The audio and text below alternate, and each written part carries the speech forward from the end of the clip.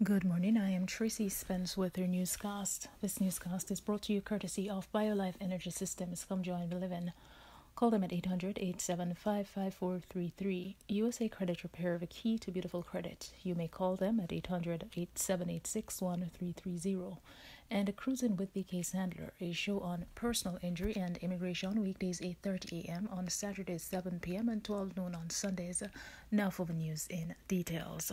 The Ministry of Agriculture and Fisheries says the overall loss to the agricultural sector due to the recent heavy rainfall could amount to some $1.82 billion. In a statement yesterday, the ministry said the figure is based on a preliminary estimate for both crops and livestock by the Rural Agricultural Development Authority, RADA. The ministry said a total of over 11,000 farmers have been impacted as flooding was reported in most parishes, with Clarendon, St. Elizabeth, Manchester, St. Catherine, St. Andrew, and St. Thomas being the worst affected. According to the ministry's statement, 11,072 farmers lost a combined total of 14,076 hectares of crops, with an estimated preliminary value of just under $1 billion. The ministry said that based on preliminary data, the loss for livestock is estimated at some $30.4 million among 755 farmers. The heaviest loss was from poultry, 414 broilers, and layer birds at an estimated value of $12 million. Prime Minister Andrew Holness has instructed government ministries to cut their budgets to help raise funds to cover a portion of the massive bill to repair roads which were damaged by the recent flood rains. Mr. Holness told the House of Representatives on Tuesday that the preliminary estimate of damage is close to $2 billion. About $1 billion will be spent shortly to commence repairs.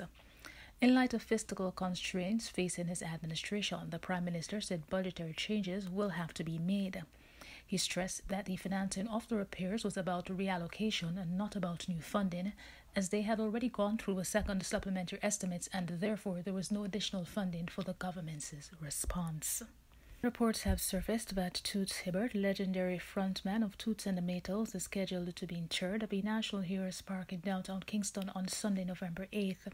Hibbert, who hailed from Treadlight District, was slated to be interred in Dovecott's Memorial Park and Crematorium in Spanish Town, St. Catherine on October 15. However, the family members were unable to locate the burial order, a requirement for interment.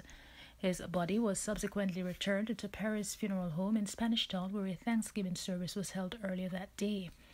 Recently, Minister of Culture, Gender, Entertainment and Sports Olivia Babsy-Grange made the announcement that the reggae legend would be interred at the National Heroes Park.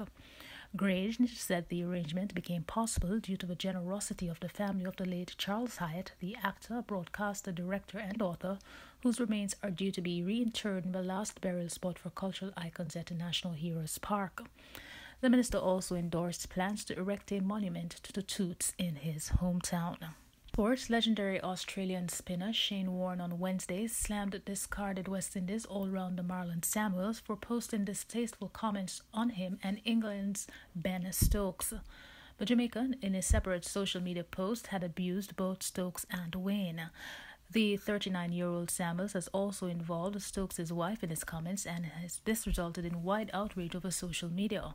Samuels and Warne infamously butted heads during a Big Bash League match in January 2013 when the leg spinner accused the Jamaican of tugging an opposition player's shirt while running between the wickets. At one point in the ugly confrontation, Samuels threw his cricket bat in Warne's direction, prompting the umpires to intervene. And that is it for the news. This newscast came to you courtesy of BioLife Energy Systems. Come join the living. Call them at 800-875-5433. USA Credit Repair, the key to beautiful credit. You may call them at 800-786-1330. And Cruising with the Case Handler, a show on personal injury and immigration, weekdays 8:30 a.m. on Saturdays 7 p.m. and 12 noon on Sundays. On behalf of the news and production team, I am Tracy Spence. Do have a good morning.